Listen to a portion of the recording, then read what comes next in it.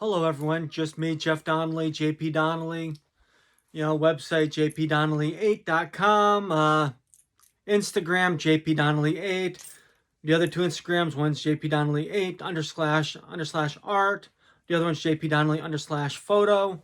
Okay, so, and obviously jpdonnelly8 at Facebook and jpdonnelly8 with YouTube.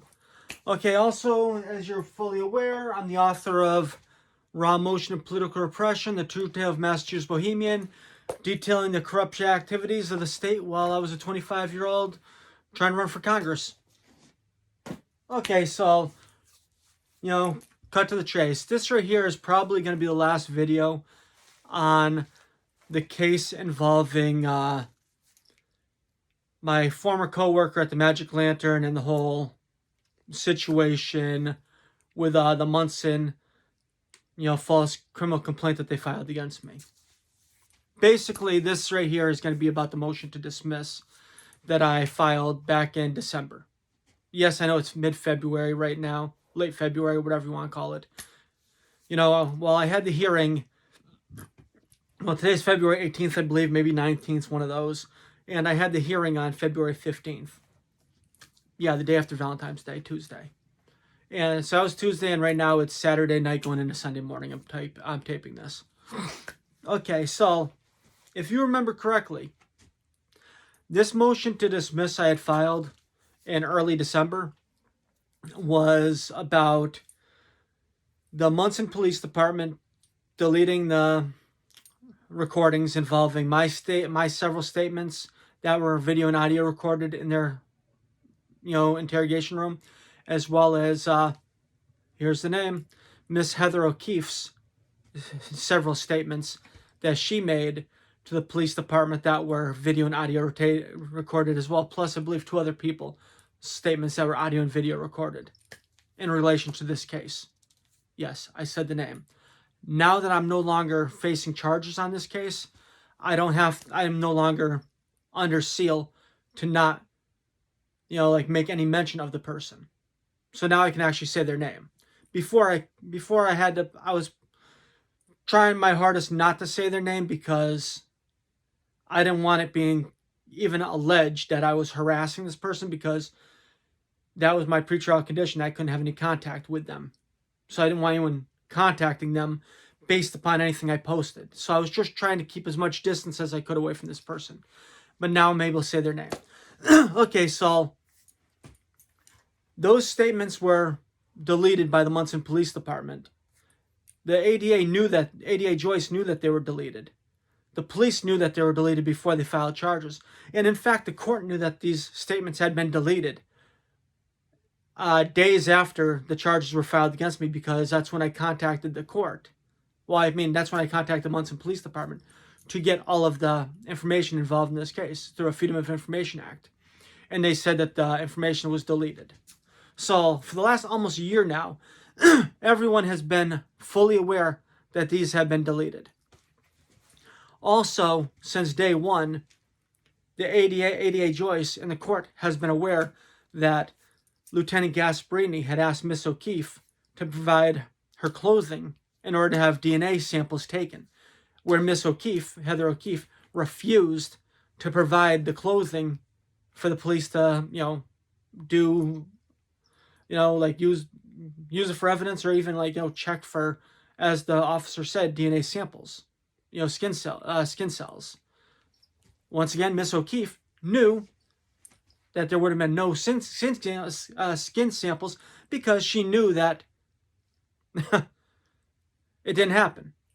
So that's why she refused to give the evidence that the police officer was asking for. So remember, the police didn't even know how long this skirt dress was. Never seen it or anything.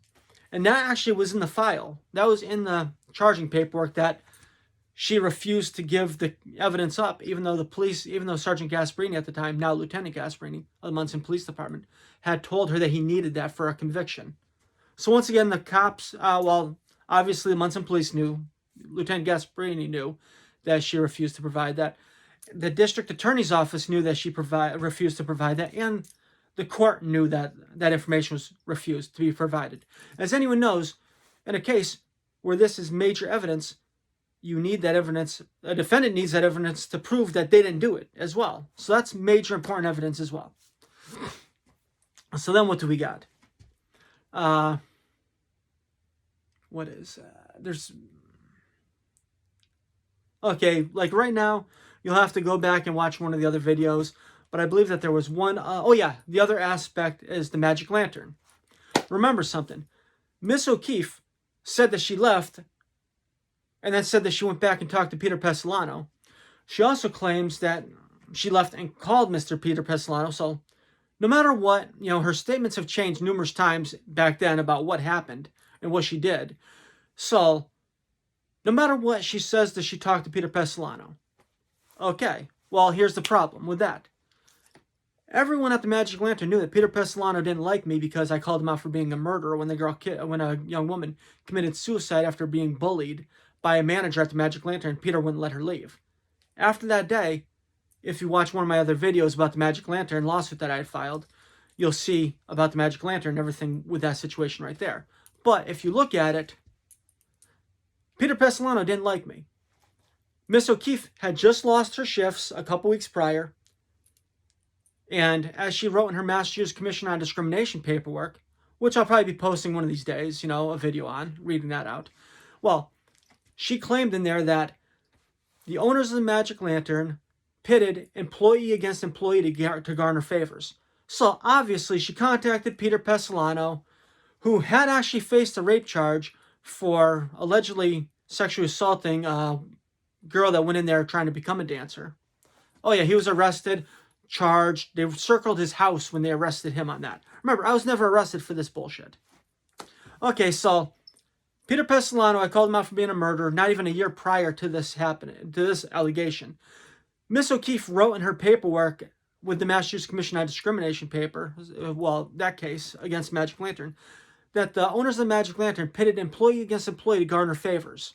Well, she sued them because she claims that when she made the allegation against me, they took her shifts away in retaliation, where all the records show that she lost her shifts like about 2-3 weeks before she made the false allegation against me. So there you go. You have her lying in there, but this is the kicker. After she contacted Peter Pestilano, Peter didn't like me. Mark Pestilano knew that I was the only adult in the building, the only person that was actually, being a responsible adult. That's why he wanted me there. Plus, he paid me under minimum wage. He paid me garbage because I was desperate to stay in my field to work from all the other corruption I had faced. Okay, so if you look at this, right? So, what happens? Well, where she claims that this situation allegedly occurred, right, was right under a video camera. I kid you not. Right under a video camera that I knew was there. I knew where all the video cameras were, and because I was a member of security, but I also didn't have access to the office that was always locked, nor did I have access to the computer, which had all the video from the security system on it. So, somehow, at 11 o'clock, like around midnight or so, when Sergeant Gasparini at the time, now Lieutenant, had gone into the Magic Lantern and asked to see the surveillance system, who was there? Peter Pestilano. So what happened? Miss Heather O'Keefe contacted Peter allegedly after the alleged situation. And what did happen? Well, were they working together? Who knows? She allegedly was sleeping with him anyways. So allegedly, rumor was that Heather O'Keefe was hooking up with Peter Pestilano. So who knows what's going on here? But let's just say that was the situation. Well, the only person had access to the office and the video that night was Peter Pestilano. And when Sergeant Gasparini came into the club to investigate, what happened? There was no video from that night. The video cameras were turned off. All of the video footage from that very day had been deleted. Well, they claim that the backup battery power only lasted for a couple minutes. Okay, well, there's a situation with that. The power didn't go off. This was happening in late August. If the power would have gone off, then the system might have gone off. But at the same time, in mid to late August, if the magic lanterns power would have went off for a day or something like that, obviously people who were at the club would have known that the power was off because they wouldn't have any lights. But besides that, the magic lantern also served food, which means that all of the food in the refrigerator and maybe even the freezer and everything else would have gone bad. The beer would have possibly gone bad. It would have skunked. Well, that's the problem. None of that happened. Why? Because obviously someone went into the magic lantern security on the computer in the office and deleted the video footage from that night, from that day. Who could have done it? Could I have done it? No. I didn't have access to the office or the computer. Could the floor guy do it? No. He didn't have access to the office or the computer. The only person that was working that night that could have had access to the computer system was Peter Pessolano. Kind of strange, huh? We all know he's not going to protect someone who had called him a murderer and who he wanted out, which was me. Kind of strange, huh?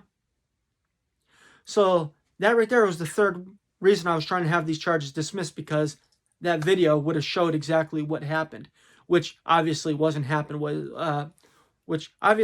what Miss Heather O'Keefe claimed happened. Okay, so let's get back to December 9th, right? December 9th, the ADA Joyce, she claimed when we went for that motion to dismiss that it was an evidentiary motion, and as such, it had to be dismissed or postponed because she needed to have witnesses come in for that evidentiary motion to dismiss. So what happened? Because remember, if this was going on just the motion I filed, it would have been ruled on December 9th.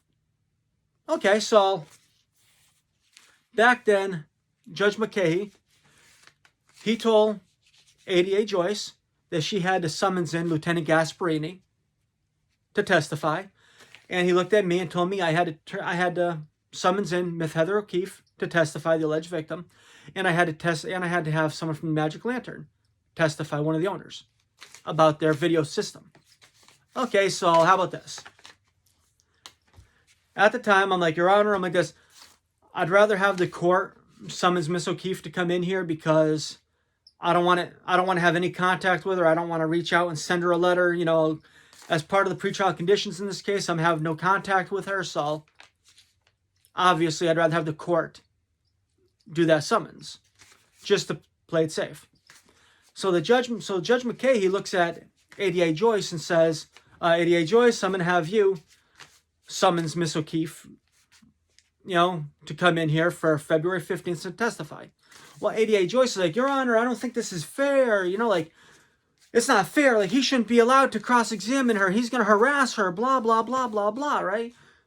It's like, look, I'm a defendant. I'm representing myself. If this person's an alleged victim and they have evidence and they need to testify about destroying evidence, yes, I have the right to cross-examine my accusers. That's just how the law goes.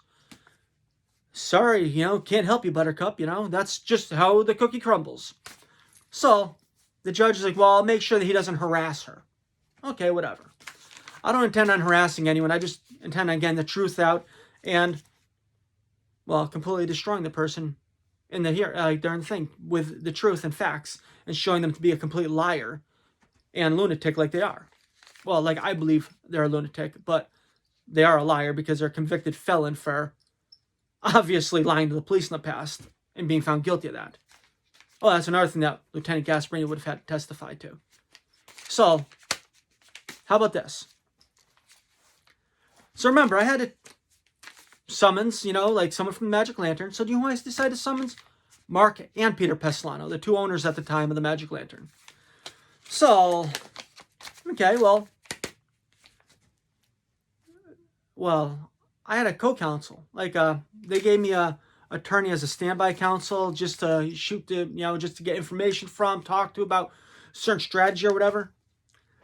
The guy helped me, he furnished me with a template for summons, and I used the state the state numbers to pay for the Hampden County Sheriff's Department to actually summons in, to file the summons on, Mark and Peter Pestilano. Okay. So, this is going to come in a little bit later. Yeah. It's actually from the Office of the Sheriff, Hampden County Process Division. Oh, yeah. You're going to love this one. But, okay, so all of a sudden on the 15th I come in, right? A couple days ago I go into the courthouse, right? And who do I not see? Mark and Peter Pestilano are nowhere in sight. My standby counsel told me that their attorney Connell, or whatever, from Springfield, had contacted my standby counsel and told him that they were going to be there. Well, they weren't there. And they were summoned. If they didn't show up, they were subject to arrest. So you'd figure if you were subject to arrest, you're going to show up. At least one of you idiots would. Nope. Both of them didn't show up. Heather O'Keefe didn't show up, even though the judge told the ADA that she had to be there. Nope, she didn't show up. The only person that showed up that was supposed to show up there was Lieutenant Gasparini. And I might as well get into this right now. This right here is from the process, right? And this is the copies of the summons to appear that were served on Mark and Peter Pestilano by their attorney, right? Okay, well, it says right here, I hereby certify and return that on February 7th, 2022 at 1:30 p.m. I served a true and attested copy of the witness subpoena in this action in the following manner to wit by delivery in hand to Barbara Greeny, assistant to Attorney O'Connell. Agent person in charge at the time of service for Peter Pestilano, tested by one, basic fee $5, copies $20, postage, whatever, total $28, right? Deputy Sheriff Robert Huffman Jr. Okay, so remember, February 7th, they served, Mark and Peter Pestilano by their attorney. That's what the deputy sheriff says, right? So they were served on the 7th, right? The hearing was on the 15th. Their attorney contacted my standby counsel and told him that they were going to be there. But you want to know something? I couldn't even use this service. This service was something to wipe your butt with. You know why? Because the sheriff's department sent it on February 16th to me. So that means that if Mark and Peter Pestilano didn't show up and I needed them to testify, I was out of luck. Because I didn't have these summons showing that they were served on Mark and Peter Pestilano, because the deputy sheriff, the Hampden County Sheriff's Department, knew that they were sending this to me the day after the hearing. They knew that there was no way I'd have proof to show that they were served with these subpoenas, because they decided not to send them to me until the day after, or notify me until the day after, which meant that I got them on Friday? I got them on the 18th or whatever, 17th? Okay, so there you go. That's misconduct on the Sheriff's Department. Remember something about the Sheriff's Department. They're the same Sheriff's Department that cut my clothes off my body a couple months ago, and then, filmed them tying me down to a bed and cutting my clothes off. Yeah, same Sheriff's Department. Same Sheriff's Department that after the judge said I was released, still tried to keep me overnight. Yeah, same Sheriff's Department that has done grimy activities like that involved in the corruption. Same one, right? Now they're doing grimy actions with subpoena services. Okay, so get back to, the 15th, right? So I'm standing there.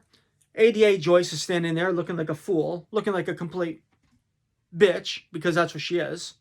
So, and I say that because in the nicest possible way, because this woman has put me through hell for almost a year now. Almost a year has put me through hell on these false criminal charges, knowing that all of the evidence and everything else had been willfully destroyed and not included. In order to try to persecute me, not prosecute me, persecute me. So we're in there. Judge McCulhey however you say his name, I've been with before him before on a 2-day jury trial about 10 years ago where I represented myself and I completely destroyed every witness that they put on the stand. And I beat him so bad, it was a 2-day jury trial where it took less than a court-imposed lunch break to find me not guilty the first go-around because it was that blatant of corruption in that case. So he knew, Judge McCahey knew what I would have done to Miss O'Keefe, the owners of the Magic Lantern, and also Lieutenant Gasparini if they would have had to take the stand. Because all the documents I have and all the evidence I have of all the corruption in this case. And how the stories that were told, number one, contradict themselves. Yeah, her stories contradict themselves. And besides that, they make no sense. So, Judge McCahey, who also was advised that there was a good chance that it was going to be videotaped, that this hearing was going to be video and audio recorded in order to, by the news, by a news agency, had actually put in a request, which is also why I think that Mark and Peter Pasolano didn't show up and Miss O'Keefe didn't show up. Well, the judge didn't care that Miss O'Keefe wasn't there. And what the judge says is he was reading through it. There was people in the courthouse this time, unlike the last times where it's been completely empty. So there was actually people sitting in the benches. So what happens is I'm standing there, ADA Joyce is sitting there, and Judge McKay looks at her and says, ADA Joyce, this is very concerning that, it's claimed that the video and audio has been deleted in this case. And she's like, oh, yes, Your Honor, they only save it for 30 days, and after that they tape over it, and about a year ago, their computer system crashed, and everything was deleted, and, blah, blah, blah, and she's like, but if you want, I have Lieutenant Gasparini here to testify to what was said during these meetings. And, Judge McKay, looks at her and says, well, no, there's no reason for him to, take the stand in this case. I'll take your word for it that the video and audio has been deleted. And she's like, well, he's willing to take the stand. He's willing. And the judge kept on basically telling her, look, no. You don't want him on the stand. He's basically telling her, you don't want her on the stand. This guy right here, Jeff Donnelly, will tear him apart. You do not want him on the stand. Other stuff is going to come out, and people are going to listen to what's going on. All of this is being recorded right now. This is all, this is all public record, what's going on here. So he was saying that basically to her without saying that to her, if you know what I mean. And I look at and I'm like this, I'm like, Your Honor, I'm like this. Miss O'Keefe was supposed to be taking the stand today. Today it's and judge's like, well, Miss Donnelly, you're winning right now. Right now you're winning. He's like, if I don't rule in your favor today, we can have an evidentiary hearing on this. I'm like, Your Honor, today was an evidentiary hearing. Today was supposed to be an evidentiary hearing with witnesses. I'm like, and I'd like to have Miss O'Keefe on the stand. I'm like, but she's not here. And I'm like, and Your Honor, you told ADA Joyce that Miss O'Keefe had to be here today, but she's not. So, oh yeah. So Judge McKay also told me, which was kind of surprising, he's like, Mr. Donnelly, I believe you have a very high IQ. Thank you. It's nice that you're saying I have a high IQ, that you think I have a high IQ. I appreciate that. Then why the hell didn't you rule on my original motion to dismiss that I filed on April 22nd, almost a year ago, which claimed this very same things that I'm claiming now, except for I also claimed corruption in the courthouse in the original motion, as you can listen to a few videos back, like one of my first ones, where I read the motion to dismiss that I filed originally. Why? Because it's all corruption. Oh yeah, that's another thing. I mentioned corruption. And, Judge McKay, he said that this wasn't corruption. Yeah, sure, whatever. So, basically he decided to take it under advisement, asked if he could take it under advisement, if he ruled against me, that we could have the evidentiary hearing and have people in, which kind of strange, You mean maybe the sheriff's department is still not gonna, properly serve and give me the paperwork if it is another evidentiary hearing, and maybe probably ADA Joyce is not gonna have Miss O'Keefe come in, like she was required to already, which shows that it's a kangaroo court and a sham, complete sham bullshit. Okay, so then after that, right? As soon as I get the audio recording from that day, I'll end up posting those up anyways. But how about this though? Next, I'm like, Your Honor, I'm like this. I have a motion to reconsider for the court officer case. Where I got my ass beat and they deleted the video footage of what happened there. I'm like, Your Honor, I'm like this. You dismissed it claiming that the court officers are not police officers, and as such, they didn't have to save the recordings that showed exactly what happened. I'm like, but, Mass General Law, don't quote me now, but I believe it was 277 or something like that. Chapter 270, whatever, maybe 260 something, 230 something, who knows? But it was section 70, A, I believe, which says that court officers are police, have police duties and responsibilities in the courts. So basically that chapter in Mass General Law proved that the trial court officers are in fact police officers and have all police powers and responsibilities inside the courtroom, in the courthouse, on the courthouse property. So I'm like, Your Honor, I'm like this. So that's my reconsideration because you ruled against me saying that they had no responsibility to save the video and audio recordings from the courthouse showing what they claimed when they charged me with resisting arrest and everything else. You can see those videos back there too, But instead of just saying, okay, I'm going to take this motion under advisement, obviously, he should have just read it, said, okay, yes, they're police officers. I was wrong. I'm dismissing it.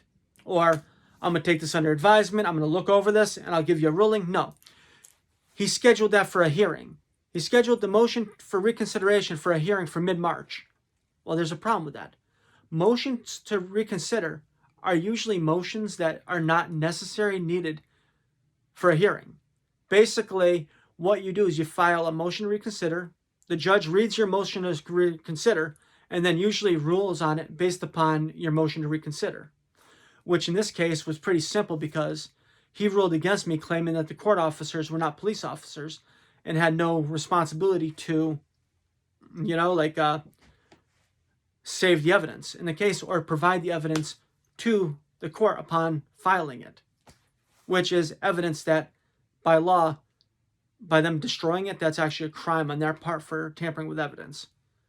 So when you look at it that way, okay, so he pushed that case forward and then he said that he would rule on the other one probably that day or the next day or sometime soon, right?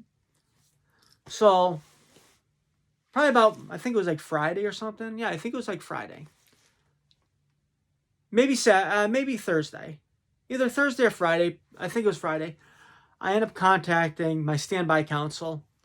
Because remember, he's just standby. I'm my own attorney. The court and everyone was supposed to treat me like they would treat any other attorney. He's just there to answer questions for me. So I reach out to him. I'm like, yeah, I'm just wondering if you've heard anything back from the court, or should I have to call up the court and see if it's been ruled on yet? And he's like, oh, they haven't. He's like, they haven't reached out to you? I'm like, this, no, why? He's like, oh, well, they sent me the ruling. Justice McKay, yeah, he ruled. Justice McKay ruled. I'm like, well, can you send me an email? He's like, I'll send you one later on today when I get back to my office. So he sends me back the ruling, right? Guess what? Well, I am no longer facing charges in the Palmer case. Well, in the Munson case. The charges were dismissed. So the charges resulting from the Magic Lantern and my former coworker lying to me in order to sue the club, that case is over now. He, granted my motion to dismiss. And you want to know why? Because he knew that once these people would have gone on the stand, they would have been completely destroyed. And all the lies would have came out, all the corruption would have came out in an open court being covered by the news media. They wouldn't have been able to hide under the shadows in that case. Mid-March, I go back in for when I got my ass beat by the court officers. Late April, I go to Springfield for a jury trial for when the city of Springfield had me arrested for having my firearms in Vermont and refusing to give an expired firearm license, claiming to the Springfield courts that I had a valid firearm license on that day because they lied. They also lied about the firearms I owned. They claimed I had 3 AK-47s. I wish I had 3 AK-47s. Those are expensive. But 2 of those AK-47s are antique Romanian Tokarev pistols, which are worth maybe about $200 each, maybe. Where if they were AK-47s, they'd be worth a good like maybe $1,500, maybe over $2,000. Shit, I wish they were AKs. I'd sell them for the money. I could really use it. Just saying. You know, it's not like I'm sitting there with like rows of so-called assault rifles. No. So if you look at it, that's going to be one hell of an interesting trial right there. Is having the assistant district attorney, in that case, ADA Hobbs, proving that I had a firearm license on May 8th of last year when my firearm license expired on April 24th. And the city of Springfield sent me back my application for renewal with an uncashed check. That should be very interesting to see how that case goes. Once again, corruption. And if you remember the Springfield case, the Hampden County District Attorney's Office was responsible for that one being filed because, you know, they reached, if you look at the Hampden County District Attorney's Office, this is what they did from the beginning. They reached out to Munson and told the Munson Police Department to file a case against me from a false allegation made over 5 years before. Boom. Then what the Hampden County District Attorney's Office did is then they contacted the Springfield Police Department and had them yank my license to carry and not tell me that the license to carry was yanked, and then contact me a couple weeks after my license expired trying to hang me up. And then on top of it, when I went to the court to have my original motion to dismiss heard, you know, they weren't prepared. And because they weren't prepared for that motion to be heard, the original one, which I read many videos back, they weren't ready for. So I ended up getting arrested and held in the lockup in the courthouse. And then only brought up after Assistant District Attorney Joyce had left for the day. Kind of strange why my case wasn't heard that day. And they arrested me and used that as a reason to not hear that motion, which would have completely, hopefully dismissed this whole case back in, what, June? Yeah, June. And right now it's February. So, as you can see, with this case being dismissed and me representing myself as my own attorney, if I'm sitting here representing myself as my own attorney and I'm winning trials, motions to dismiss after a bunch of funny shit going down, on the motions at least, how? How am I, a non-attorney, beating these attorneys, these people who have gone to law school, who have been attorneys for years? How am I beating them in these cases? There's only one way that I'm beating them, and that is because I am not committing crimes. They're filing false criminal charges against me and keeping false criminal charges against me even when they know that they should be dropping them and knowing that they should have never been filed. If they're willing to do this to someone like me, someone who writes books showing corruption, someone who has run for mayor of Springfield and city council and taken out papers for the United States Congress, if they're willing to do that to someone like me, look at what they're willing to do to someone who doesn't do what I do. Think about what they're going to do to you if they don't like you, if you stand up for something that they don't like, if you're their neighbor and they don't like you, if someone you know knows them and just doesn't like you. If they're willing to do this to me, think about what they're willing to do to you. The only reason why this news network was interested in covering this is because I have run for mayor of Springfield and ran for city council. That's the only reason why this media outlet was looking at filming this and covering this, because I've run for office. They won't cover you. You know, corruption needs to be rooted out. You know, this is corruption. A person getting arrested for stealing something from Home Depot. A person who breaks into a car for crack money. Those people are committing crimes. Those are justifiable arrests.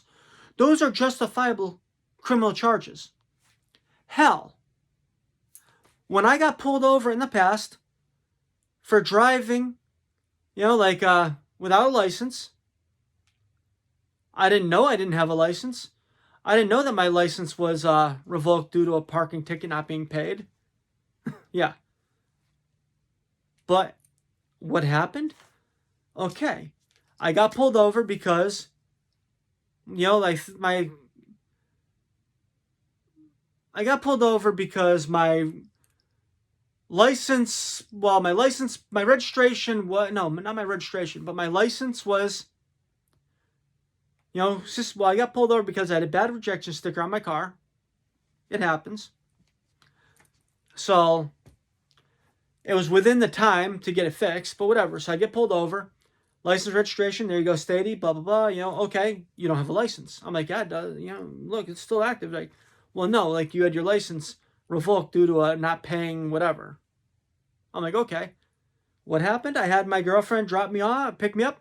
Well, get dropped off. She got in the car, drove me to the registry of motor vehicles. I paid the ticket, and I paid to have my license reinstated.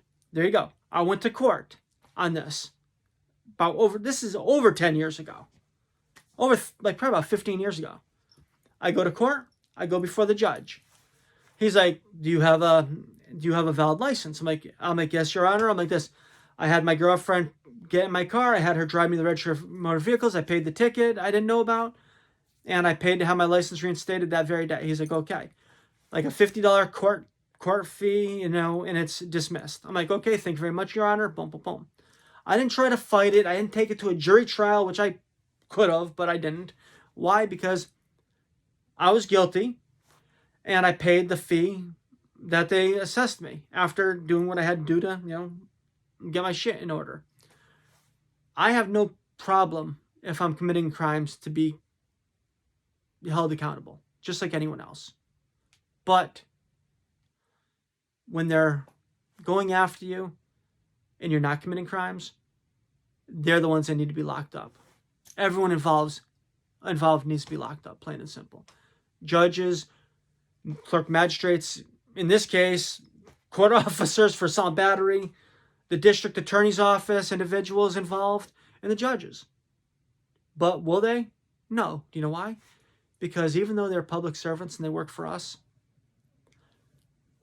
in their minds, they're up here, and we're way down here. We're slaves. Even though they work for us. Hey, buy a book, buy some artwork, pay for a photo shoot, send a donation. Any bit helps. Any bit's appreciated. Okay? Any money I make goes to standing up for the cause and fighting for the cause. And that includes any money I make working. I'm supporting this whole fight by myself with any help that I can get from you guys. I'm not rich, by far. Okay, well, hey, hopefully this video was informative. Hopefully you learned a little bit. And at least now you see what happened with the whole Munson situation with my former coworker. You've seen right now that these charges have been dismissed because they shouldn't have been filed in the first place. Have a good night or day.